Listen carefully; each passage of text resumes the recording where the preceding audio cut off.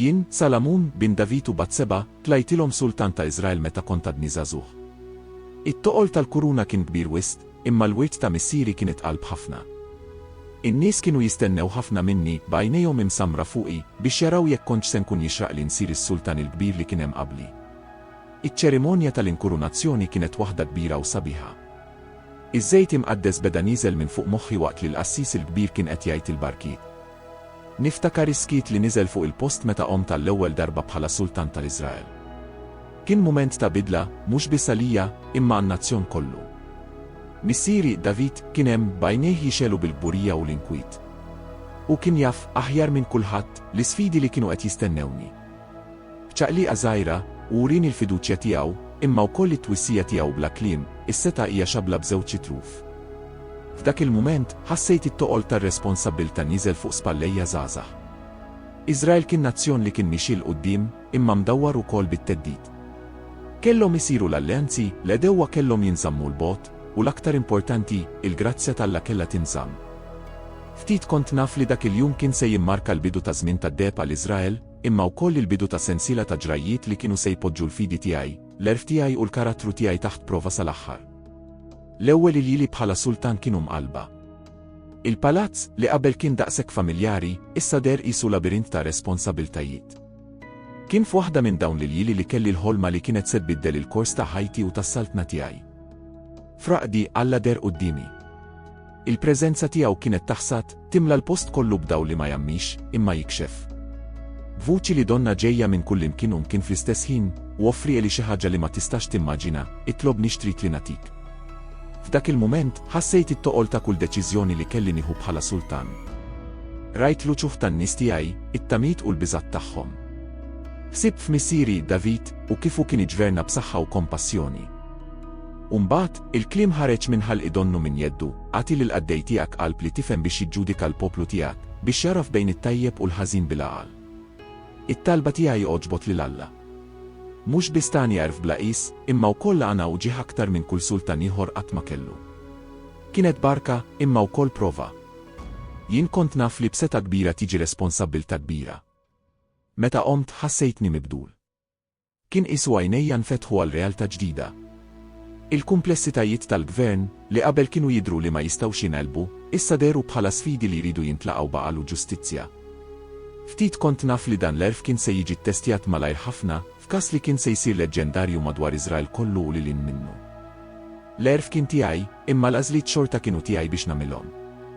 U kull għażla kont se nsir naf malajr kien se jkollha konsegwenzi li kienu se jidwu matul is-snin. L-aħbar xterdet malajr mar-renju, żewġ nisa kienu qed jiġġieldu fuq min kienet l-om vera ta' tarbija. Il-każ wasal qudiemi u l-għajnejn ta' kulħadd daru fuq is-sultan żagħżugħ, ħerqana biex jaraw kif kont se nħabbata ma' din is-sitwazzjoni li tidher impossibbli. In-nisa nġibu qudiemi ilħna mollija bakkużi lejn xulxin. Tarbija kienet rieqda f'dirajn waħda minnhom bla ma taf bit-taqlib ta' madwara. Hekk kif smajt l-istejjer tagħhom, irrealizzajt li din ma kienx biss prova tal-għarf tiegħi, imma wkoll tal-ħila tiegħi biex nara l-verità qalb it-taħwit tal-emozzjonijiet tal-bniedem. It-tnejn kienu jgħidu li huma l-om vera. It-tnejn kienu joqogħdu fl-istess dar. It-tnejn weldu fi ftit jiem differenza. Tarbija mietet matul il-lejl u issa kienu qed jiġġieldu għal dik li baqgħet ħajja. Kif stajt insib it-tarf ta' dan il-misteru mingħajr provi konkreti?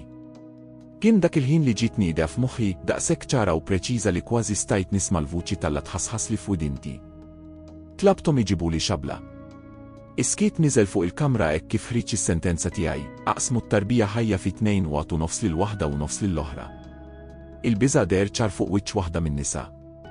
Bdiet titlob bidmuħ f'għajnejha, jekk jogħġbok, Sidi, għati t-tarbija ħajja lilha. Toqtolix? L-oħra bħarsa kisħa qablet mal-qsim. F'dak il-mument, il-verità ħarġet aktar ċara mix-xemx. L-om vera kienet tippreferi titlef it-tarbija tagħha lil ħaddieħor milli taraha mejta. B'qalbi tqila, imma ċert mid-deċiżjoni tiegħi, tajt it-tarbija lil mara li urit l-imħabba vera tagħhom. L-aħbar ta' dan il-ġudizzju xterdet ma' Iżrael kollu lil in mill-fruntieri tiegħu. In-nies kienu jitkellmu dwar l-erf tiegħi b'ammirazzjoni u biża'. Imma fil-waqt li huma raw biss ir-riżultat, jien kont inġor it-toqol ta' kull deċiżjoni għax kont naf li l-ħajja ta' nies veri kienet f'idejja. Dan il-każ għallimni li l-erf imur lil in mill-għarfien. Huwa l-ħila li tara l-qalb tan-nies li tifhem il-motivazzjonijiet l-aktar profondi tagħhom. Talima li kont se nġorr miegħi fis-snin li ġejjin, hekk kif kont qed niffaċċja sfidi dejjem akbar fit-tmexxija ta' Iżrael. Il-bini tat-Tempju f'Ġerusalemm kien il-quċċata tas-saltna tiegħi, it-twettiq tal-ħolma li missieri David ma setax iwettaq. Kien aktar minn struttura tal-ġebel u l-injam, kien simbolu tal-preżenza tal-la fostna, sinjal tal-fidi tagħna u tan-nazzjon tagħna. Il-proġett kien ambizzjuż. Sejjaħt l-aħjar periti, artiġjani u ħaddiema minn madwar ir-Renju u lilin minnu. Hiram, sultan ta' Tir, baqgħet ċedri mill-Libanu u artiġjani ta' ħila kbira. Il-ħoss tal-imtirez u l-iskalpelli mela Ġerusalemm għal 7 snin sħaħ. Kull dettall kien ippjanat bil-preċiżjoni. L-intern tat-tempju kien spettaklu ta' sbuħija u għana. Id-deb kien jiksil ħitan, kerubini minn uxa kienu jassu l-arka tal-patt, u r-riħa tal-inċens kienet timla l-arja. Kien rifless fuq l-art tal-glorja tas-sema. Fil-jum tad-dedikazzjoni in-nies inġabru biħġarhom. Offrejna sagrifiċċji blaqat. Meta l-qassisin ġabu l-arka fil-post tar-raqda tagħha fil-qaddis tal-qaddisin, sħaba mliet it-tempju, il-glorja talla tidher b'mod ċar. F'dak il-waqt, nżilt arkobtejja quddiem Iżrael kollu u ollejt leħni fit-talb. Tlabt lil Alla biex jisma' t-talb tal-poplu tiegħu, biex jaħfrilna dnubitna, biex iħarisna fi żmien ta' dwejja. Ħassejt it-toqol tar-responsabbilta li mmexxi mhux bis-saltna, imma poplu magħżul. It-tempju sar il-qalb tħabbat tan-nazzjon tagħna. Il-pellegrini kienu jiġu minn kull imkien biex jaduraw, iġibu l-offerti u jfittxu l-preżenza talla. Kien xhieda li tidher tad-devozzjoni tagħna u tal-kobor talla tagħna. Iżda fil-waqt li t-tempju kien jiddi fil-glorja tiegħu, del kien qed jikber f'qalbi. L-għana u s-seta li permettew il-bini tiegħu ġabu magħhom ukoll it-tentazzjonijiet. Alleanzi politiċi, żwiġijiet strateġiċi, kompromessi sottili, kull deċiżjoni kienet qed bedni ftit aktar mit-triq tajba. It-tempju kien se jibqa' monument tad-devozzjoni inizjali tiegħi, imma wkoll tfakkira sikta ta' kemm kelli x'nitgħallem dwar l-erf veru u l-fedeltà. Is-saltna tiegħi żviluppat bħal ġnien miżmum tajjeb. Il-prosperità ta' Iżrael laħqet livelli qatt ma deru qabel, u l-fama tiegħi xterdet fartijiet il-bogħod. Id-deb kien jiġi Ġerusalemm bħall-ilma. Il-vapuri tal-merkanzija tagħna kienu jirritornaw mobbija bit-teżori eżotiċi, lavorju, l-ispeċi, it-tjur u x-xadini. Il-mini tar-Ramfeżjon ġebel kienu jipproduċu l-ġid bla waqfin. Il-fidda saret komuni daqs il-ġebel fit-toroq ta' Ġerusalemm. Bnejt palazzi mill-isbaħ, ġonna mdendla li kienu jikkompetu ma' dawk ta' Babilonja, u bliet imħażen biex naħsnu l-abbundanza tagħna. L-istallel tiegħi kienu jisiltu eluf ta' żwiemel u l-karrijiet tal-gwerra tiegħi kienu blaqat. Ir-reġini u slaten kienu jiġu mill-bogħod biex jaraw l-erf u l-għana tiegħi.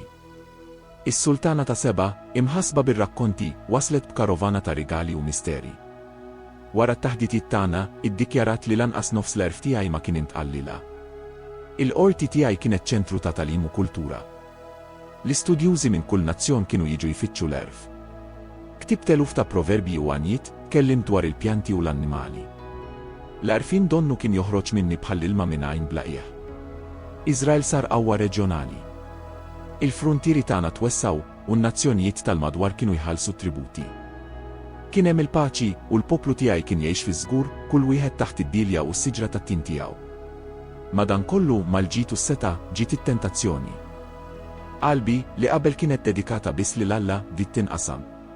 Il-lussu sar drawwa u l-eċċess sar in-norma. L-alleanzi politiċi li ġabu l-paċi ġabu magħhom ukoll influwenzi barranin li bil-mod il-mod kienu qed inaqru d-devozzjoni tagħna. Fil-waqt li s-saltna kienet qed tirnexxi minn barra, l-inkwiet kien qed jikber ġewwa fija. L-għerf li ngħatajt kien jippermetti li nara lil mid-derid. Bdejt nistaqsi x'inhu l-valur veru ta' dan il-ġid kollu. X'inhu lan ta' dan l-arfin kollu? Il-prosperità ta' Iżrael ma setax tiġi miċħuda, iżda l-prezz ta' din il-kobor kien qed isir dejjem aktar ċara lija. U l-konsegwenzi tal-għażliet tiegħi kienu waslu biex jinkixfu b'modi li qatt ma stajt nobsor. Iż-żwiġijiet tiegħi kienu kemm barka kif ukoll saħta. 700 mara ta' nisel irjali u 300 konkubina kienu jiffurmaw il-ħarem tiegħi, numru li kien jimpressjona lill-alleati u rivali. Kull għaqda kienet alleanza politika, wirja ta' seta' u influenza. Il-prinċipessa Eġizzjana kienet l-ewwel waħda. Iż-żwieġ tagħna ssigilla ftehim mal-Farħun u ġab prestiġju u sigurtà għal Iżrael. Bnejtilha palazz mill-isbaħ, il-bogħod mill-laqgħa ta' Ġerusalemm. Il-preżenza tagħha kienet fakkira konstanti tal-firxa tal-influwenza tiegħi. Imbagħad ġew prinċipessi minn Moab, Ammon, Edom, Sidon u mill-Hittiti. Kull waħda ġabet magħha mhux biss doti u alleanzi, iżda wkoll il-kulturi u twemmin tagħhom. Il-palazz sar mużajk ta' lingwi, drawwiet u reliġjonijiet. Fil-bidu, sibt li stajt inżomm id-devozzjoni tiegħi lejn Alla intatta. Emmint li l-erf tiegħi kien se jipproteġini mill-influwenza ta' twemmin barrani. Kemm konti blaħ? Bil-mod il-mod, kważi bla ma tinduna, qalbi bdiet tinqasam. Għall-imħabba tal-mara tiegħi, ippermettejt il-bini ta' altari għall-allat tagħhom. Astarte, l-alla tas-Sidoniżi, Milkom, l-istmerrija tal-Ammoniti, Kemosh, l-alla ta' Moab. Kollha sabu post f'Ġerusalem, il-belt tal-Ħaj. L-erf tiegħi, li qabel kien tant iċċelebrat, der bla saħħa quddiem il-qawwa tal-imħabba u l-politika. Kull konċessjoni deret żgħira fil-mument, iżda flimkien iffurmaw valanġa li kienet qed teddet li tibla dak kollu li jien u missieri konna bnejna. Il-ħarem, simbolu tal-kobor tiegħi f'għajnejn id-dinja, sar ix-xena tad-dawfija l-akbar tiegħi. Il-vuċijiet tal-mara tiegħi, it-talbiet u l-influwenzi tagħhom, spiss kienu jitkellmu aktar b'saħħa mill-vuċi tal-Alla li darba kont nismagħha daqshekk ċar. Fil-waqt li n-numru tal-mara tiegħi kien qed jikber, ir-rabta tiegħi ma' Alla tal-Iżrael kienet qed tonqos. L-erf li kien ingħatali ma kienx biżżejjed biex jipproteġini minn qalbi maqsuma. Meta nħares lura, nara li kull żwieġ, kull alleanza, kull konċessjoni kien pass lejn preċipizzju. Preċipizzju li mhux biss kien qed jeddet ruħi, iżda l-futur ta' Iżrael kollu. It-tbejt tiegħi mit-toroq tal-Alla kien gradwali, kważi ma jidirx fil-bidu. Bħal xaq żgħir f'diga, beda b'konċessjonijiet li jidhru innoċenti, iżda malajr inbidel f'torrent ta' idolatrija li kien qed jeddet li jarraq is-saltna kollha. L-adorazzjoni ta' Alla toħra, li fil-bidu kont nittollera b'rispett lejn il-mara barranin tiegħi, malajr saret parti mix-xena ta' Ġerusalem. Altari għal Astarte, Kemosh u Molek kienu jħammġu l-oljiet madwar il-belt qaddisa. L-inċens li qabel kien jola biss għal Alla ta' Iżrael issa kien qed jiġi offrut li doli mutu. L-erf tiegħi, li darba kien iċċelebrat, der li kien abbandunani. Jew forsi fl-arroganza tiegħi, jien kont abbandunajtu. It-twissijiet tal-Alla, daqshekk ċari fi żożiti, issa deru l-bot, mottija mill-ajjat ta' ilħna barranin u xewqat tad-dinja. It-tempju, li kont bnejt b'daqshekk ħeġġa, kien għadu jidher maestus, imma d-del tiegħu issa kien jagħti belt maqsuma fil-lealtajiet tagħha. In-nies, wara l-eżempju tiegħi, bdew jadottaw prattiċi pagani. Il-linja bejn is-sagru u l-profan, li qabel kienet daqshekk ċara, saret imċajpra. Jien, li kelli nkun il-gwardjan tal-fidi ta' Iżrael, sirt l-akbar teddida għalija. Kull deċiżjoni li ħadd, kull altar li permettejt, kull prattika barranija li adottajt, kienet taqqa kontra l-patt li Alla kien għamel mal-poplu tagħna. Il-pis tal-għażliet tiegħi beda jaffiġni. Bil-lejl, waħdi bil-ħsibijiet tiegħi, kont niftakar fis-sultan żagħżugħ li kien talab l-erf. Fejn kien dak iż-żagħżugħ issa? Mitluf f'labirint ta' kompromessi u konċessjonijiet. L-ironija ma ħarbitlix. Jien, li kont ktibt dwar il-futilità tal-ħajja mingħajr Alla, issa kont qed nesperjenza din l-istess futilità mill-ewwel. Il-ġid, is-seta, l-erf, kollox der vojt mingħajr il-preżenza ta' dak li ta' sens lil dan kollu. Hekk kif ix-xemx kienet qed tinżel fuq Ġerusalem, pinġi bl-aħmar is-soqfa tat-tempji pagani li konti permettejt jinbnew, kont nistaqsi li nnifsi, kien possibbli nerġa' lura. Jew il-ħsara li kkawżajt kienet irriversibbli, mhux biss għalija, imma għall-Iżrael kollu. Il-konsegwenzi tal-għażliet tiegħi ma damux ma deru. Bħal tempesta li qed tifforma fl-orizzont, stajt inħoss ir-rabja tal-Alla risqa. Is-saltna li kont bnejt b'tant sforz kienet waslet biex tinqasam, mhux minn għadewwa minn barra, imma mill-infedeltà tiegħi stess. Alla kellimni għall-aħħar darba, mhux fil-ħolm bħal qabel, imma permezz tal-profeti tiegħu. Kliemu kien martell li kisser l-burija li kont bnejt madwar qalbi. Is-saltna kienet se tinqasam. Mhux fi żmieni b'rispett lejn it-tifkira ta' missieri David, imma fi żmien ibni. Xwirt mor kont se nħalli. Ġeroboam, wieħed mill-qaddejja tiegħi, ġie midluk biex imexxi 10 mit-tribujiet ta' Iżrael. L-uffiċjal tiegħi stess, magħżul biex jaqsam is-saltna li tant kont ħdim tibes biex naqgħat u nsaħħaħ. L-ironija kienet tinħassu tweġġa'. Hekk kif kont qed nosserva s-sinjali tal-qasma li kienet riesqa, kont qed nirrifletti fuq ħajti. L-erf kollu tiegħi ma setax isalvani minni nnifsi. Il-ġid kollu tiegħi ma setax jixtri l-fedelta li kont flejt. Is-seta kollha tiegħi ma setax twaqqaf il-frammentazzjoni tas-saltna li Alla kien fda fidejja. L-aħħar snin tas-saltna tiegħi kienu mudlama. Id-dija tal-glorja tal-passat kienet għadha hemm, imma kienet bħad-dija ta' stilla mejta. Ġerusalemm kienet għadha sabiħa, it-tempju kien għadu majestus, imma l-qalb tan-nazzjon, qalbi, kienet maqsuma. Ktibt ir-riflessjonijiet finali tiegħi, kliem ta' raġel li esperjenza dak kollu li l-ħajja setgħet toffri u skopra l-fruwa tagħha.